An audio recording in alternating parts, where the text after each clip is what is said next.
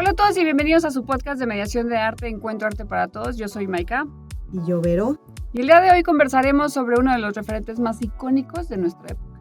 Una mujer adelantada a su tiempo y alrededor de la cual se ha construido un mito, a menudo percibida como un símbolo de resistencia, feminismo y resiliencia. Frida Kahlo también fue una mujer compleja y multifacética de la cual estaremos platicando. Primero que nada, vamos a revisar una pequeña semblanza, nada más para no perder de vista los datos más importantes de Frida, que serían, empezando por el nombre, que su nombre completo es Magdalena Carmen Frida Kahlo Calderón, que nació en 1907 y en 1954 fallece, y que fue una artista mexicana cuya obra profundamente personal y simbólica la convirtió en un ícono mundial del arte, la identidad y la resistencia. Desde joven, Frida enfrentó desafíos que marcaron su vida y su arte. A los 6 años contrajo poliomielitis, dejando una secuela en su pierna derecha. A los 18 sufrió un grave accidente de autobús que fracturó su columna y pelvis, sometiéndola a múltiples cirugías y a un dolor constante que la acompañaría toda su vida. En la convalecencia comenzó a pintar, usando el arte como una forma de exploración y expresión de su realidad. Su estilo se inspiró en el surrealismo, la cultura popular mexicana y el autorretrato como introspección emocional. Su relación con Diego Rivera, marcada por el amor y el tormento, la llevó a viajar por el mundo, a consolidarse como una artista reconocida. Sin embargo, Frida nunca se definió solo por su matrimonio ni por su dolor. Se convirtió en un símbolo de libertad, usando su imagen y su voz, así como su arte, para desafiar convenciones sobre la feminidad, la identidad y la política. Fallece a los 47 años, dejando un legado que trasciende la pintura, una filosofía de vida en la que el arte y la autenticidad eran su máxima expresión de libertad. Hay una frase muy linda de Frida Kahlo que aquí nos encanta, que dice: pies, ¿para qué los quiero si tengo alas para volar? Pero antes les recuerdo que pueden escucharnos en todas las plataformas, incluyendo nuestro canal de YouTube, en donde los invitamos a suscribirse en la campanita de Encuentro Arte para Todos, no sin antes agradecerle a la Universidad Janet Klein por permitirnos llevar a cabo este afortunado encuentro en sus instalaciones. Entonces, vamos a sumergirnos en el legado de Frida Kahlo, pero desde una mirada distinta. No vamos a hablar solo de su arte o de su dolor, sino de la manera en la que su vida representa un camino hacia la libertad. Para ello, quisiera empezar a reflexionar, Vero, junto a ti, en qué significa para ti ser una mujer libre. Pues la verdad que para mí la libertad implica poder tener la capacidad de elegir qué quiero, dónde quiero estar y cómo quiero estar. De acuerdo. Sí, con quién y también tener la capacidad de decidir si no quieres estar con nadie, pues eso también es válido, ¿no? Claro. La capacidad de poder cuestionar los roles que nos han impuesto, creo que nos hace más libres, ¿no? Y a partir de estos cuestionamientos, el nosotros deliberar y tomar decisiones que nos afectan acerca de nuestra vida, es creo que lo que representa un buen ejercicio de la libertad. Claro. Entonces, a partir de esta idea de libertad que acabamos de mencionar, es algo muy importante porque la libertad no es algo absoluto, ¿no? No es que simplemente seamos unas anarquistas, ¿no? Y seamos enteramente libres, sino que siempre es en proporción con algo más, que puede ser la sociedad, el cuerpo, la historia, la identidad. Así que, primero que nada, en este episodio vamos a hacer un ejercicio de mediación, una conversación donde exploraremos a Frida Kahlo no como un mito, sino como una mujer que luchó por su propia versión de la libertad. Entonces, pensemos. Frida Kahlo fue libre, pero su libertad no necesariamente era absoluta. Era una libertad construida en medio del dolor, de su cuerpo herido, ¿no? De un contexto histórico que obviamente la sometía a diversas cosas. En este sentido, ¿qué piensas de la idea de la libertad siempre en proporción de nuestras circunstancias? Pues sí, yo creo que esta idea de libertad tiene muchísimos enfoques. Y en el caso de Frida, sí creo que ella fue libre a manera de que se adaptó a sus circunstancias. Porque la verdad que le tocó una vida llena de tropiezos o de sucesos importantes en los que pues fueron batallas que ella tuvo que ir venciendo, ¿no? Entonces eso le fue formando su manera de vivir, bueno, le fue dando pautas para tomar las riendas de su vida y bueno, y salir adelante y hacer de su vida lo que ella quería, ¿no?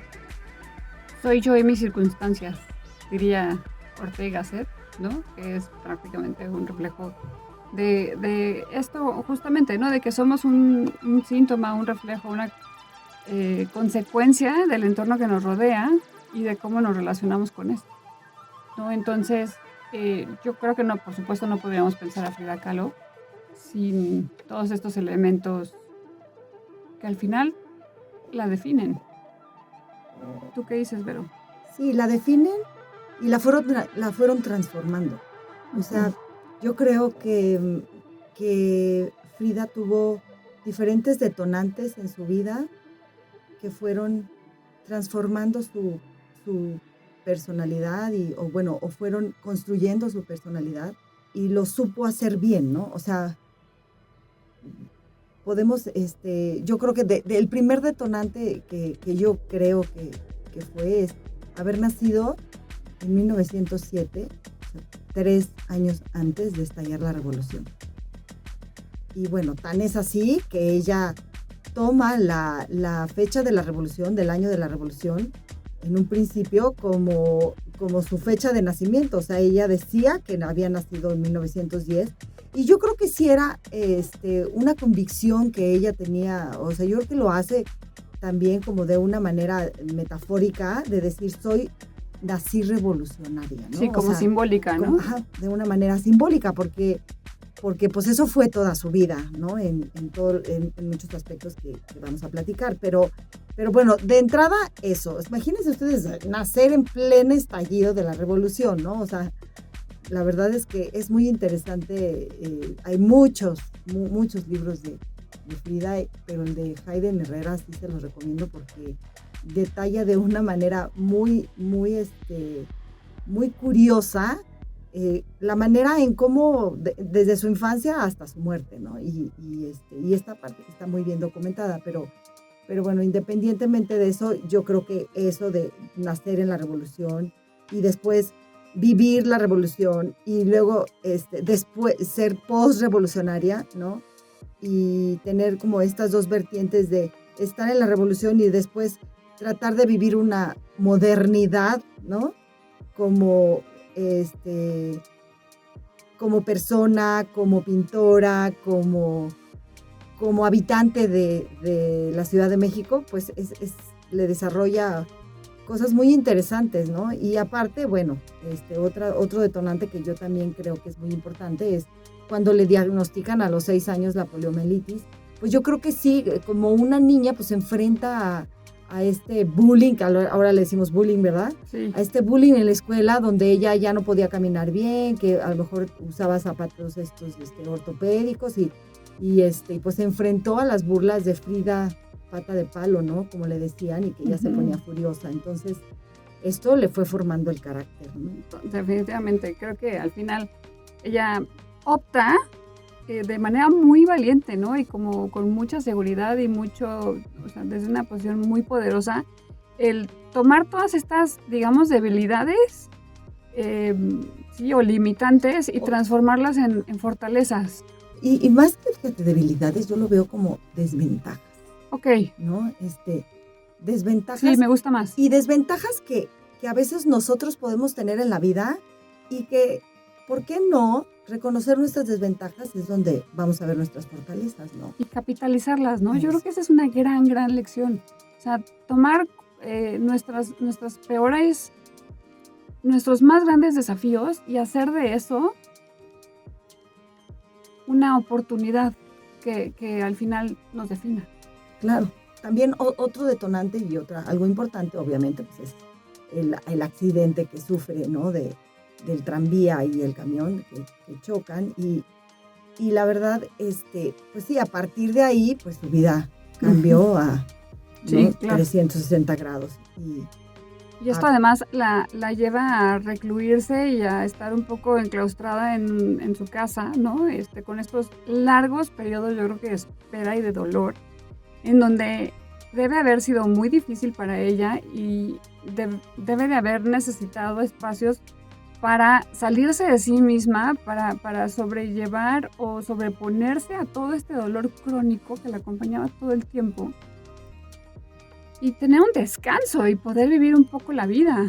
Y ser como su propia psicóloga, ¿no? Sí, entre otras cosas. No, ser su propia psicóloga, sí. O sea, porque imagínate que después de vivir un accidente, tú agarras un lápiz y tratas de darle forma con dibujo a lo que te sucedió. Claro. O sea, entonces el arte la salva, porque, o sea, hay de dos, o te desquicia tu condición o la sublimas, y fue lo que ella hizo, sublimarlo mediante el arte. Pues sí, me parece que ella sí dijo que el arte formó parte, o sea, digamos que completó su vida, ¿no? O sea, la pintura sobre todo, completó, ahora sí que su vida rota se volvió una sola por medio de la pintura. Y yo creo que también por medio de la escritura, ¿no? Sabemos ya por muchos estudios que es comprobadísimo que la escritura, ¿no? Libera estrés y da forma a los pensamientos sí, claro. Y da calma. Entonces yo creo canalizas, ¿no? Hay todas las emociones y las procesas y bueno, eventualmente las sacas y las desechas. Claro. O las transformas en otra cosa. Pero tú que eres pintora, Vero, ¿cómo imaginas este proceso de Frida, de estas sensaciones, ¿no? De poner en un lienzo todas sus emociones, que eran fortísimas, ¿no? Que la rebasaban, de pronto yo creo que la ahogaban, y poder encontrar un espacio de paz en estos lienzos a partir de esta actividad. ¿Tú cómo te ves reflejada o qué te dice esta actividad directamente? Creo que la pintura para muchos artistas significa muchas cosas y la ejercen de muchas maneras, ¿no? Con intereses muy, muy, muy individuales, muy, muy propios. En mi caso, siempre veo la pintura, primero la parte técnica y la parte en donde me desarrollo y experimento esta sensación de aprendizaje de algo nuevo, de nuevas experiencias, aprendiendo técnicas nuevas o haciendo cosas o transgrediendo ciertas metodologías que a lo mejor para ver qué pasa, ¿no? Como este accidente que surge de la espontaneidad. Pero también creo que la pintura llevada a un momento como de meditación, en donde tú le das forma a lo que sientes plasmado en un papel o en un escrito o en lo que sea, es algo muy, muy sanador. Sí creo que la pintura puede llegar a ser como una especie de catarsis, porque la pintura, o sea, llevada a esta dimensión en donde te pierdes y lo único que habla es como tu alma y tu corazón, ahí sí es como una separación, digamos, de la parte física con el estado espiritual, y creo que ahí sí requieres pues regresar, ¿no? Regresar de repente por momentos al estado terrenal, ¿no? Suena muy, muy romántico, pero la verdad es que la pintura como tal, ejercida de esa manera, puede llegar a ser muy sanador, pero sí muy confrontativo con tus realidades. Y sí creo que la pintura de Frida representó para ella algo así. O sea, más que un crecimiento como pintora, que después lo aprovechó porque, ¿no?, se dio cuenta que sí tenía un lenguaje auténtico, como decía Diego Rivera, digamos, con una pintura auténtica, ¿no? Plástica. Creo que ella encontró su momento de poder convivir con su yo interno y con lo que le estaba pasando. Era como, te digo, como ser tu propia psicóloga a través del arte. Autoterapiarse. Autoarteterapiarse. Sí, no sé si en algún momento tú has experimentado eso o has tratado de hacerlo con alguna disciplina artística. No. O con escribir, ¿no? O sea, okay, en donde con soltura dices lo que se te viene a la mente, lo que sientes, lo que te pasa. No, la verdad es que tengo que aceptar que tengo muy, pero muy escasos momentos de aburrimiento. Y que ahora pienso que Frida seguramente tuvo muchos. Entonces, reflexionar sus cuadros y sus piezas y sus diarios y sus cartas y demás, pues debe haber sido una labor a la que ella le dedicó pues todo de sí, ¿no? Toda su atención y todo su cariño y toda su energía. Pues sí, recorrió su vida a partir de la imagen, ¿no?, que generó y de la escritura. Se narró a sí misma, digamos, ¿no? Me gusta, ok. Ahora, ¿qué piensas? O sea, ¿cómo te imaginas a Frida hoy en día? ¿Cómo te la imaginas en Instagram? ¿Te la imaginas? Sí me la imagino. Yo creo que como en imagen como tal, o sea, yo creo que sí tenía una conciencia de la representación del lenguaje que representa o sea, de lo que más bien tenía una conciencia de la importancia de la representación del lenguaje en la imagen, porque desde antes de generar este atuendo que, como decía Raquel Tibol, extraordinario de trajes típicos, ¿no? Antes de eso, pues ya cuando era joven, ella se vestía de trajes de hombre o bueno, que eran usados por hombres y se cortaba el pelo, cosa que las mujeres tenían que tener el pelo largo, ¿no? Ciertas características en imagen en donde ella quería hablar con lo que ella hacía con su cuerpo, con lo que ella hacía con su vestido o con su vestimenta. Bueno, esa es una parte muy interesante porque si bien hoy en día el mal de la mayoría de nosotros es que buscamos tener estas imágenes o tener esta imagen en las redes sociales para validarnos, yo creo que Frida, por el contrario, lo que buscaba era desafiar y retar al status quo. Utilizaba su imagen más bien como un medio para lograr este tipo de mensajes. Bueno, y que si no utilizaba para retar, porque si en la prepa que se llevaba con este grupo que se llamaban Los Cachuchas, la otra vez estaba también leyendo que resulta que estos cachuchas se llamaban cachuchas, porque en ese entonces el hombre bien vestido, el respetado, era el que usaba sombreros. Y entonces se llamaban justo los cachuchas porque eran los muchachos rebeldes que se ponían una cachucha justo para levantar para ir en contra pasiones. Del sistema, ¿no? O sea, para provocar. O sea, esto era algo muy consciente en ella, y sí coincido con Hayden Herrera, donde decía que supo aprovechar muy bien su herencia cultural y su vida privada, ¿no? O sea, y todos lo dicen. O sea, Diego Rivera, cuando la conoció, quiero imaginar que como él pintando en sus andamios así altos, y de repente a lo lejos ver a una niña, porque era una niña de 18 años, ¿no? Flaquita, cargando sus pinturas y diciéndole, hey, tú ven y baja y dime ¿qué piensas de estas pinturas, ¿no? Y cómo él cuenta cómo la ve y lo que más le llama la atención son estas cejas, ¿no? Que se juntan en el entrecejo y que enmarcan sus ojos negros y que hasta él piensa que son alas de pájaro negro, ¿no? O sea, o alas negras. Y pues cuando ve su pintura dice, pues esto es una honestidad plástica real. O sea, la reconoce como realmente una auténtica artista. Pero a ver, por ejemplo, sabemos que Diego la incitaba a vestirse de tehuana porque pues esto la hacía como muy exótica, sobre todo cuando fueron a Estados Unidos, cuando estaban de viaje, ¿no? Era, bueno, un escándalo para cualquier audiencia que la mirara, era absolutamente diferente.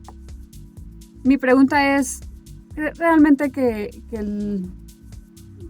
haya prevalecido el ser fiel a sí misma? Pues definitivamente sí. O sea, ¿Por qué? Porque si recorre su vida y si ve su pintura, todo el tiempo está presente y está gritando su mexicanidad. O sea, la mamá era del Istmo de Tehuantepec. O sea, no es como que ella quisiera mostrar una imagen distinta a la suya, sino quería enaltecer y como darle vuelo, ¿no? A toda esta parte mexicana. Sí, que además causaba revuelo. Pues sí, es que como dice Aiden Herrera, o sea, lo supo aprovechar. O sea, se sentía orgullosa y vio que causaba impacto. Yo no sé, es algo muy personal, ¿no? No sé, no lo vamos a saber, no vamos a tener toda la verdad, pero sí creo que aprovecha eso y Diego Rivera, o sea, forman una marca. O sea, sí, totalmente. ¿no? Y O sea, son estrategias de marketing, ¿no? Que hoy, bueno, vemos en todos lados. Justo por eso te preguntaba tú qué pensabas. y es que yo sí creo que en el caso de Frida como tal, existe esta dualidad como tal. Mira, ¿cómo podemos hablar de la vida de Frida y no podemos dejar a un lado las imágenes de su pintura? O sea, de sus cuadros. O sea, me imagino a Frida y me imagino la Frida que vivía con un constante dolor crónico, o sea, Uh-huh. porque se drogaba para que para no sentir el dolor. Uh-huh. Y esta Frida en un momento de soledad, donde se enfrenta a sus dolores y plasma en la pintura lo que siente.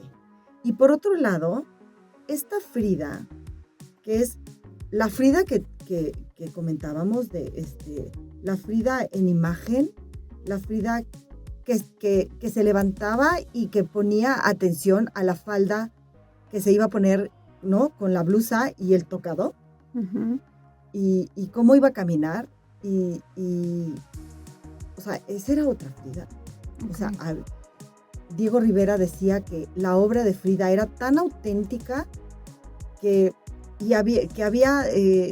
tocaba tanto su vida misma, su dolor, hasta el fondo de un abismo.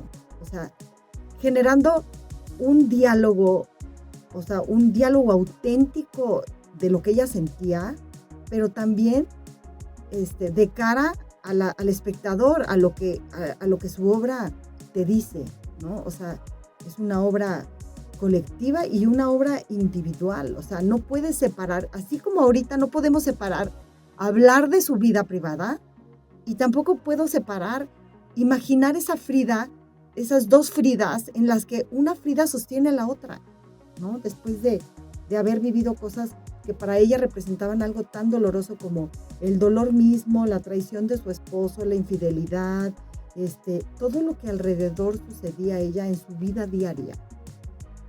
Por otro lado, es increíblemente contradictoria, ¿no? O sea, si bien Frida nunca se pensó perfecta, ni mucho menos, ni intentó serlo, su vida sí estaba llena de contradicciones, ¿no? O sea, tenía como que su parte rebelde y su parte conservadora. Fue muy fuerte y a la vez fue muy frágil, fue muy transgresora. Por otro lado, también tenía sus tintes tradicionalistas, ¿no? Y sin embargo, su legado, pues, es el de una mujer libre. ¿Tú crees que hoy nos permitimos esa misma libertad de ser contradictorios? creo que no nos lo permitimos conscientemente, pero sí creo que inconscientemente la vida tiene muchas contradicciones. O sea, tú eliges una cosa, pero a veces la eliges porque no te queda de otra, pero a veces no estás totalmente 100% convencida de haber elegido ese camino. Sin embargo, yo creo que la vida, así como Frida, se trata de adaptarnos, ¿no? De adaptarnos a esas decisiones que tomamos y que de alguna manera no son totalmente radicales, pero que con esas decisiones podemos hacer algo, ¿no? Podemos hacer algo e inclusive hasta cambiar de decisión y no necesariamente vernos contradictorios, sino saber reconocer que ese no era el camino y que el camino ahora es otro. Que bueno, finalmente pienso que nos tratamos de imponer este tema del ser lineales y de ser siempre súper congruentes cuando nos pensamos desde el producto, desde la cosificación, desde la comercialización de todo, ¿no? Desde esta visión capitalista que todo lo toca, todo lo permea y todo lo transforma. Pero imagino que con Frida, más bien, lo que nos deja ver es justamente todas estas aristas, ¿no? De su vida que, si bien son contradictorias, pues bueno, forman una misma persona con distintas capas, aristas, perspectivas, y que interpreta la vida desde distintos lugares. Entonces, creo que esa es una gran lección que nos deja Frida. Pues sí, porque, bueno, ¿y qué hay de que si tú de repente te has preguntado, seré capaz de hacer algo que vaya en contra de repente de lo que tú toda tu vida has querido, ¿no? Uh-huh. Algo que sea totalmente blanco y negro, ¿no? O sea, y que tú elijas y que tú valientemente lo elijas y decidas ir por él a pesar de lo que sea. O sea, suena descabechado, suena que qué loco, ¿no? Qué loco que tú ahorita, ¿sabes qué? Voy a dejar todo y me voy a retirar al Tíbet y me vale todo y lo voy a hacer, ¿no? O sea, pocas personas toman ese tipo de decisiones, ¿no? Porque a lo mejor las circunstancias se lo permiten, pero qué loco sería tomar esas decisiones, ¿no? E ir con todo. ¿Y cuánta gente te va a decir, oye, no, espérate, tienes que pensar, tienes hijos, tienes esposo, tienes, ¿no? No, tienes que pensar en tu futuro, o sea, la vida no puede ser así.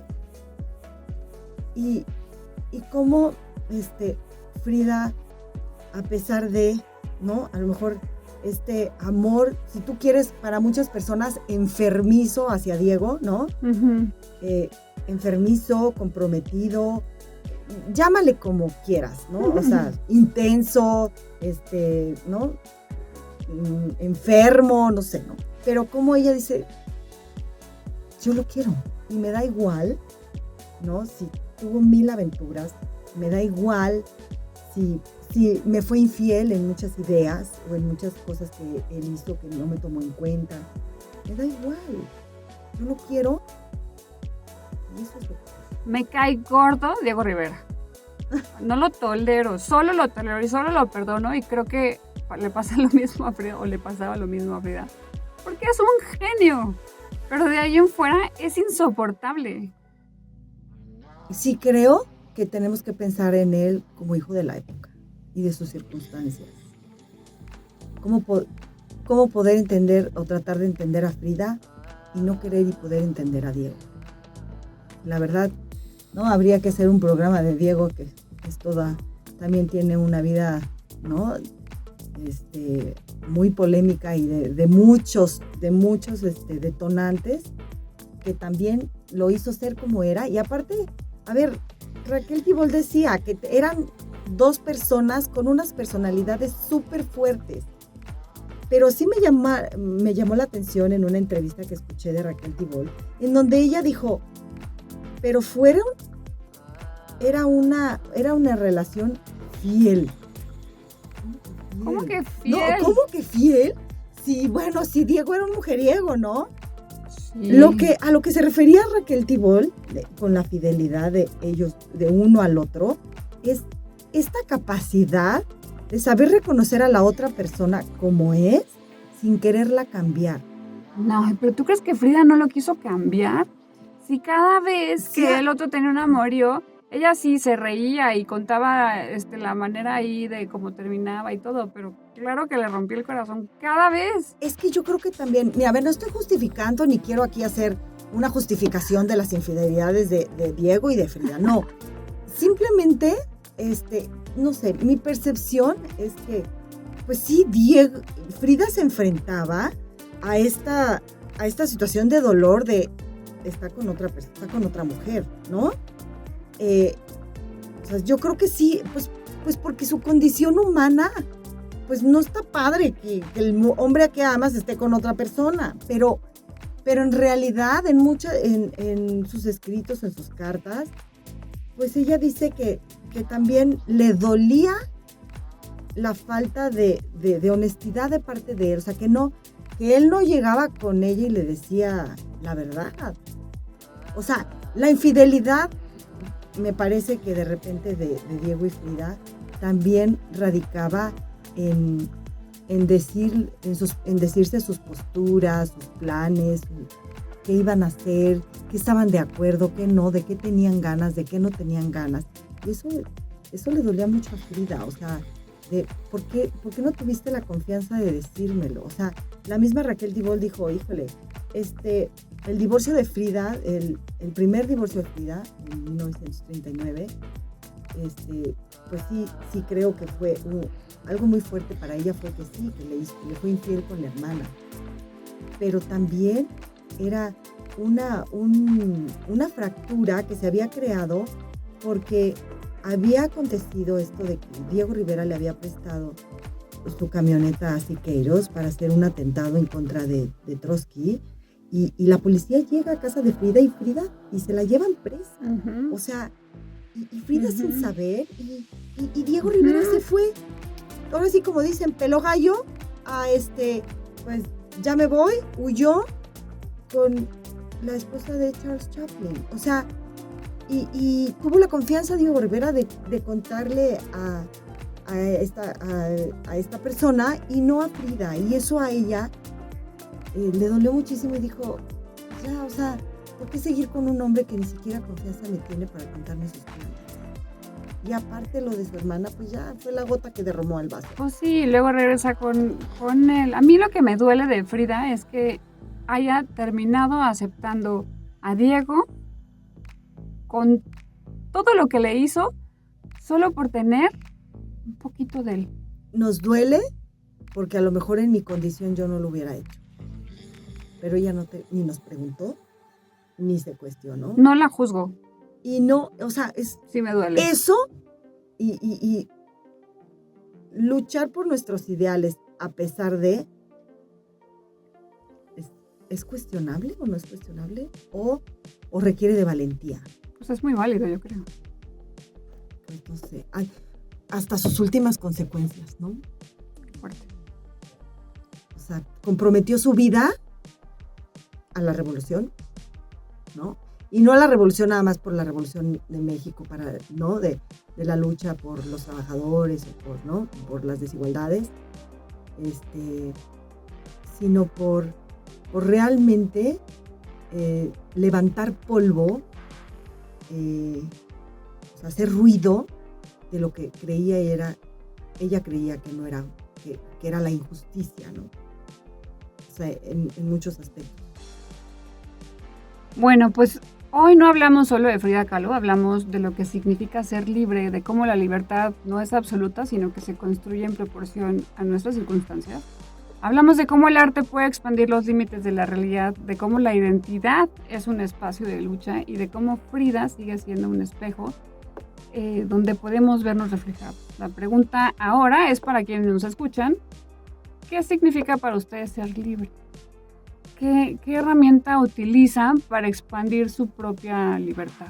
Cuéntenos, por favor, cuéntenos en nuestras redes sociales, porque al final, bueno, Encuentro Arte para Todos es también un espacio de diálogo y de expresión y nos va a encantar leer ahí sus comentarios.